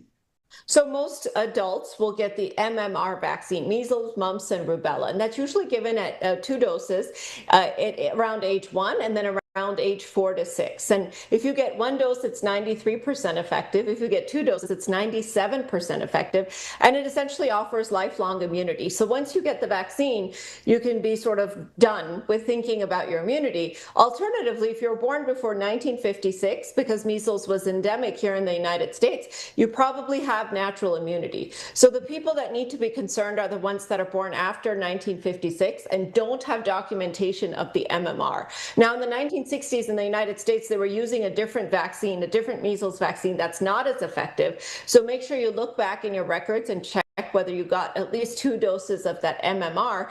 And if not, as an adult, you can go get an additional dose. In fact, additional doses are recommended now that there's so much measles around us for people who are high risk for exposure, like college students, like healthcare workers, people who work in hospitals that have cases with measles and such. That's the MMR vaccine. The MMRV is measles, mumps, rubella with varicella, which is the chickenpox vaccine. That's usually given to the kids, but the first time you get the MMRV, it puts you at higher risk for having a seizure because now you've got too much immune activation going on. So usually pediatricians recommend MMR separate from the V for the first dose for kids. And then when they're getting that second shot between age 4 and 6, they can actually get that MMRV. Most adults have already had varicella or chickenpox, or they've already been vaccinated, so they probably wouldn't get that MMRV. Okay, great stuff to know. So I have a 7-month-old, right? She has not been vaccinated yet with the MMR vaccine. And obviously with the cases that we're seeing, or a case, we have talked to our physicians about what should we do, right? So what would be in your best interest or in your best advice for folks that are in my type of predicament where they have a young child who's around that 1-year-old age? What should we be doing? So, if they're 1 year old, they can go ahead and get that first dose because that's at 12 to 14 months. But if they're in that window of the 6 months to 12 months where they're a little too young to get it, this is the decision tree. So if you're taking them to an area or you're traveling or there might have been an exposure or what have you, then it's probably okay to give it to them a little early. The reason that we don't want to give it too early is because number one, the immune system is not mature. So it's not going to react normally to the vaccine itself. And number two, that compromises both the efficacy efficacy and the safety of the vaccine. So in that 6 to 12 month window, it's really a personalized decision with your pediatrician. If you're traveling, you think you might have a child who's exposed, or you live in an area where there have been documented measles cases, you may want to go ahead and pull the trigger. But that doesn't mean you're not going to get that 1 year one. So if you give it to them early, make sure that they still get that MMR dose at 1 year, because you're essentially just giving them one extra dose. It's not necessarily starting their, cycle a little bit early. Okay, great advice there. So in the event that someone, either is around someone with measles or may think that they have been around somebody with measles, what should they do? And when would be the time to go to a hospital if they start to see some symptoms? Yeah, so this is really key information that every one of us needs to know now that measles is here in our state. So the first thing is, if you think you've been exposed to someone, you sit down and say, do I have immunity? And that means, have I received at least 2 doses of that MMR vaccine? Or do I have a blood test, which is called a titer, an antibody test, that you can actually get checked at the lab that tells you how many antibodies you have against measles, mumps, and rubella. So I actually had mine checked recently because I'm a healthcare worker. Mine were low, so I ended up getting an additional dose of the MMR vaccine. So either a blood test confirming immunity, or you've had measles before, or you've had 2 doses of the MMR. If that's the case, you just need to monitor for symptoms for the next 21 days, and we can talk about that, what that would look like. If you are not sure that you've had 2 doses of the MMR or you're immune, then it's really important to call your doctor right away, because within those first few days of exposure, they would probably give you a dose of the MMR vaccine to protect you. And if you're a young baby, immunocompromised or pregnant, they may even give you something called IVIG, which are antibodies against the measles virus that they would inject into you so that you can actually sop up the virus and prevent the infection before it happens. That's called post-exposure prophylaxis. So after you get exposed, you prevent the virus from sort of taking hold. That has to happen within the first few days in order for it to be effective. So really important to call your doctor right away. If you do develop signs of measles, you'll usually see symptoms within 1 to 2 weeks following exposure, but it can go out up to 3 weeks. And you'll get the 3 C's. So cough, you get a cough, conjunctivitis, a red eye, and coryza, which is a fancy way of saying runny nose. And so feels like a head cold almost. You have a cough, you have a runny nose, you have red eyes. What's different is a few days into your illness, you'll start to have some spots in your mouth. Those are called Koplik spots. And then a couple of days after that, you'll start to develop a rash, which is very classic for measles. It starts up near your hairline and kind of goes downwards, involving your trunk and your arms and your legs. So if you start to develop those Koplik spots and rash, it's pretty clear you have measles. You want to isolate, not go to work, not go to daycare, because again, it's a very infectious illness. Stay away from anyone who's immunocompromised or pregnant. If you start to have severe symptoms like a very high fever, extreme nausea, vomiting, inability to keep any food down, or you have any kind of confusion or lethargy, or you end up having a seizure, these are all signs you need to go to the emergency room right away. Now, some groups are very high risk, like kids under 1, immunocompromised patients, and pregnant patients. So I would say if you're one of those groups, you want to contact your doctor right away. Before you go to any emergency room, it's really, really important to call ahead, because the last thing you want to do is show up in a waiting room full of people with an active case of measles, because again, it's so highly infectious. Perfect. Last thing, and I'll ask you if I missed anything, but we have gotten some emails about how this could affect Medicaid, and I have no idea because I'm not an expert, but have there been any murmurs? I know that this big, beautiful bill just got passed last week, but does that, to you, seem to draw any type of challenges or any road bumps in the future ahead to try and get people vaccinated?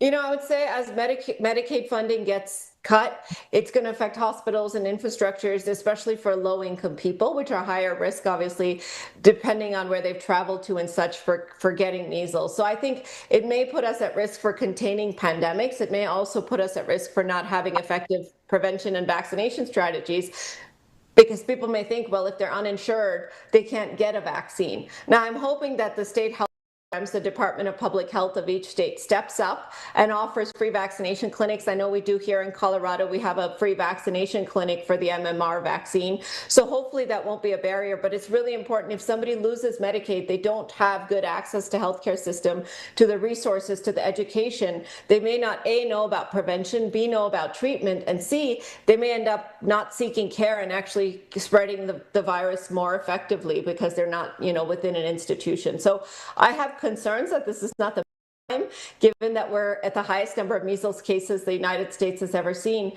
to cut off resources. But having said that, I'm hoping that the public health departments do continue the educational campaigns to try to raise awareness of prevention and treatment strategies. Well said. Dr. Coley, what else have I missed that maybe comes to mind for you to let our viewership know? Having a vaccine that's 97% effective and a disease that's so highly contagious, in 2025, no one should be getting measles. And the fact that it's come here has really been a combination of dropping rates of vaccine. People aren't getting vaccinated, and in order to get herd immunity, which means you're part of a group that is vaccinated, so you're protected just by being part of a vaccinated group, 95% of people have to be vaccinated against the measles, and we've seen rates now in schools and daycares and such going down into the low 90s, which is why the virus has got on a plane and come here, because it's endemic in other parts of the world, and we travel all over the world in the United States here, and so on a plane and come here. So I'm hoping that with more education, more vaccination, we can try to contain these outbreaks and go back to that stage where the virus was eradicated, because it's a very serious illness that is highly preventable. So I would encourage every single person to get their blood test checked and check if they have the titers, if they don't know what their vaccination history is, or risk for exposure, traveling somewhere where there's measles outbreaks right now, that they go ahead and get another dose of that MMR vaccine. Awesome. Dr. Coley, thank you. Let me stop this recording. All right. And you just watched that previously recorded interview with our Colin Mayfield and the doctor talking about measles, giving you some of the information and facts that you may or may not know about the possibility or any kind of potential, hopefully quelching some concerns about the spread of measles across the Carolinas. Well, today we're going to just keep on this medical block, and today is the first day that Wake Forest Charlotte Campus Medical School, first day of class for students there. Our team talked to students getting ready for this exciting time, med school in the Queen City. Let's go to this previously recorded interview here on WCNC Plus. Time right now is 10:44. My name is Ray Rama. So I'll be a first-year medical student here at Wake Forest University, the Charlotte campus. Very excited for this new journey, along with 48 other classmates, so 49 in total. Looking forward to the journey that's ahead of us. Medical school, to me, I always wanted to go to medical school. I grew up in Albania, which is a small country in Mediterranean Sea. My dad was a physician in Europe, but when we moved here in the US, he couldn't practice anymore, so I had to do a lot in the beginning to help my parents transition to a life in the US, whether it is helping them with translating to medical appointments or just generally helping them with day-to-day life. But they really taught me a lot about perseverance, so those are things that I really value. And when I applied to medical school, I really thought about the pillars that made me who I am, which are compassion, lifelong learning, and curiosity. And when I toured medical schools around the nation, Wake Forest really embodied those values. This desire to be a lifelong learner, curiosity, which is really a prerequisite for a career in healthcare. But with that curiosity, they allow you to inquire. The problem-based curriculum here is great. It's something that teaches you how to think as a physician early on, and I think it's really very valuable as an asset to have when you're a physician in training. And then compassion is something that really is a core value in this profession. When you're compassionate, you really think about patients not only as a collection of symptoms, but as a real people. And something that people have always taught me is that when you interact with a patient, you need to interact with them as if you're interacting with your own parents. So treat them with the same level of respect as you want people to treat your parents. And I really love my parents, so I'm gonna make sure to serve the community that I consider my second home. I moved in Charlotte around 10 years ago, but I went to high school in Butler High School in Matthews. I went to undergraduate at UNCC here in Charlotte, so Charlotte really is near and dear to my heart. And Wake Forest has one university, 2 campuses, so that's really powerful because we get to interact with not only one hospital system, but 2. So there's a lot of learning opportunities, a lot of ways to be involved, whether it is research, innovation, or mentorship. I always tell people I am who I am because of kindness of strangers. So that's something that I take pride of. I really look forward to give back with gratitude because when I ask for help, people were there to help me. So that's kind of a little bit about myself. We can take some questions. You mentioned a few words to describe your journey here at Wake Forest School of Medicine, but I think about history as another word. How does it feel to be a part of that? Yeah, it's really powerful. I mean, even the land that we're staying right here, Brooklyn neighborhood, is very historic. So it really adds a layer of purpose into everything that we do. Charlotte was one of the only major cities in the United States that didn't have a 4-year university for medical school. So it really puts things into perspective. You know, it's going to be a new legacy. I'm very excited to join my classmates who are really incredible. I had a chance to informally meet some of them.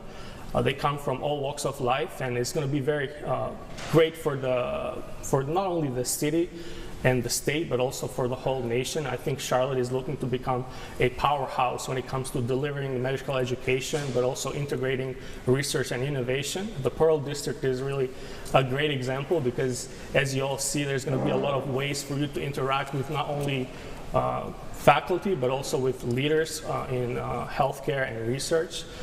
And legacy, like my dad always taught me that, you know, legacy is not only about the big things. Legacy is how do you handle yourself in your day-to-day. So we're going to make sure that we not only show up every day, but we also take pride in learning and learning how to adjust. I think that's very important. So we look forward to tackle everything that medical education presents to us, but we're very confident because the faculty here is great, and then the school offers so many resources for you. So I really look forward to that. You mentioned that your father was in the medical field as well. How proud of you is he that you're a Demon Deacon here? Yeah, he's very proud. You know, my dad, he's what I consider a hero. And heroes, sometimes they don't get a lot of publicity, but they do a lot of work in the background. And I think that when I talk to him, he always expresses to me that he's very proud of what I've accomplished. But it's not just, you know, for me. And I think that the profession that you're going in, you're devoting yourself to a career of service. So it's lifelong learning, but it's lifelong service to people. And I really look forward because one of the, you know, the most powerful things that you can do is to educate people, and through educating them to make their life better. Well, if you can help them get better without them needing medical care, that's very powerful. So you can always find ways to engage with the community, and my dad really kind of reinforced that idea that every time you can teach someone, do so, and give back to people. It's early, but do you have a particular field of interest within medicine? A lot of fields of interest. My dad was a family medicine doctor, so he's always kind of pushed me to that, but I'll also have interests such as anesthesiology, orthopedic surgery, internal medicine, so I'll kind of explore, yeah. Could you take us back to when you got your acceptance and you found out you were coming to the Charlotte campus? How did that feel? Yeah, so actually when I heard the school doesn't call you, they send you an email, and the email essentially, it lets you know that you can log into a portal to see your results.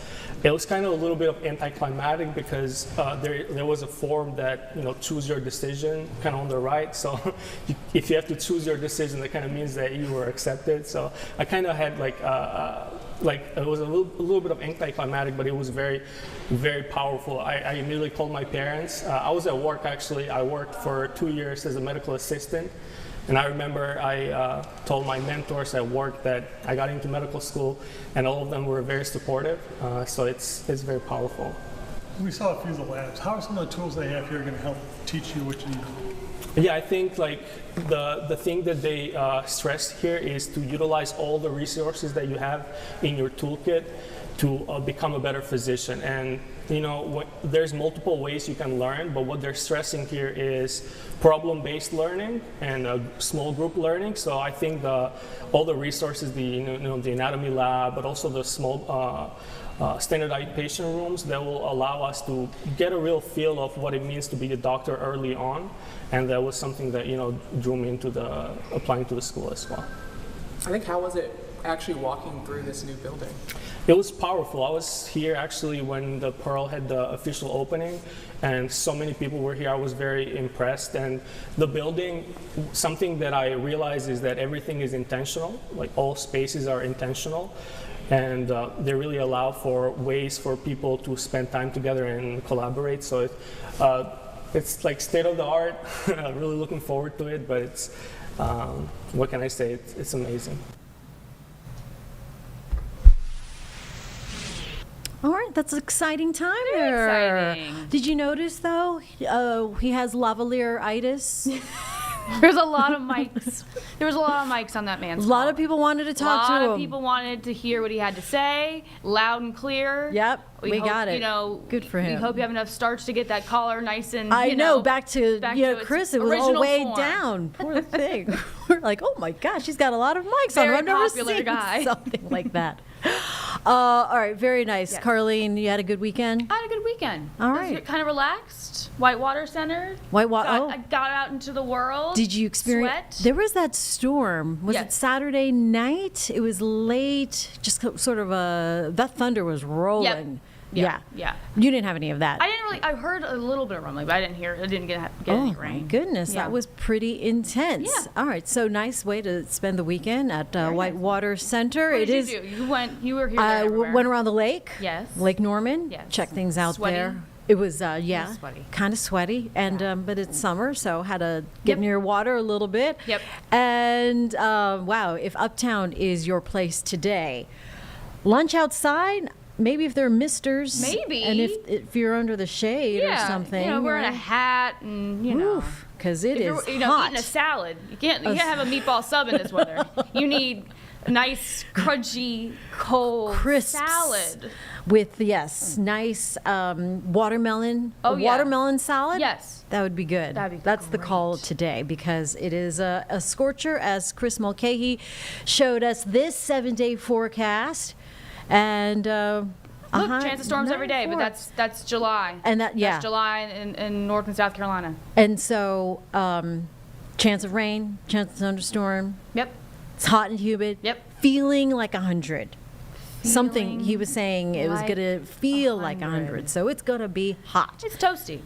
All right. So with that, we know we showed you this last week with our Brittany Van Voorhees telling you how to be safe, maybe some fun facts you didn't know that you should, and it's some good advice, definitely reminders. Worthy of playing again. So let's go ahead and leave you with that this morning here on WCNC Plus. Lightning is always dangerous. I mean, if you get struck by lightning, there's always a higher risk that you could potentially die versus that you could potentially live. We're very thankful that the person yesterday in Iredell County was okay, but the biggest thing to remember is that it's not safe to be outside if there's lightning in general. The difference between storm and rain is essentially thunder and lightning. So anytime that you see it or hear it, there's a chance you could be struck, because if you see it or hear it, that means you're close enough to be struck. I think back when we were kids, there was the whole count to whatever and then divide by 5, that's how far away it is.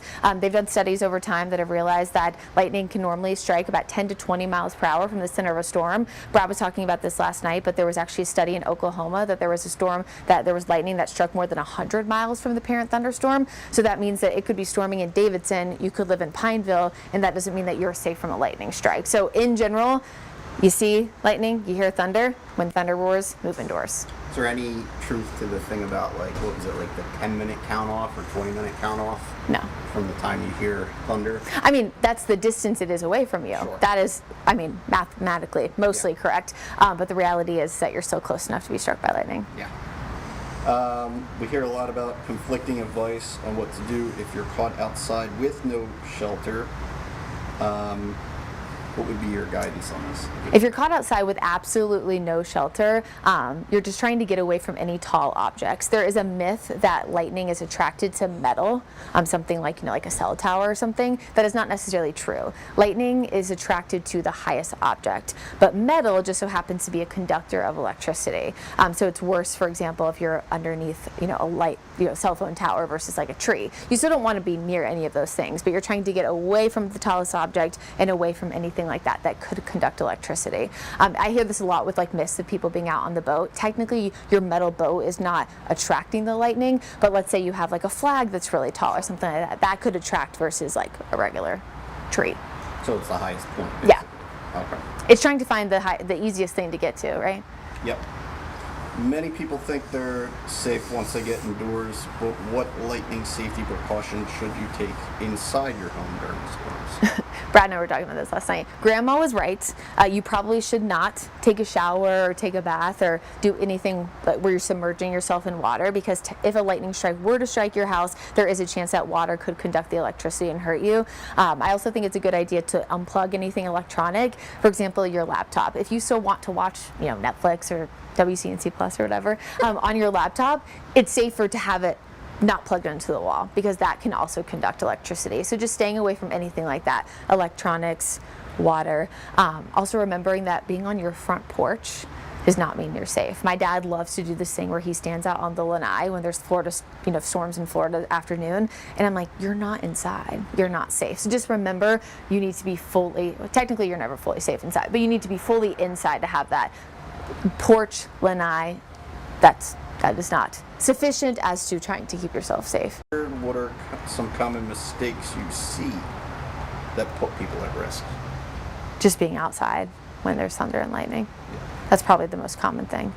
I think also too, I totally understand wanting, like as a parent, I don't have kids, but I have nieces and nephews, like wanting them to be able to go out and play, but you also need to make sure they're educated as well, because I remember as a kid, like we'd run around the neighborhood, for hours and hours, so they also need to be educated to make that decision for themselves to come back, because if your 7-year-old doesn't have a cell phone, like they need to know to come back versus you trying to go out and find them, because now you guys are both at risk. Yeah.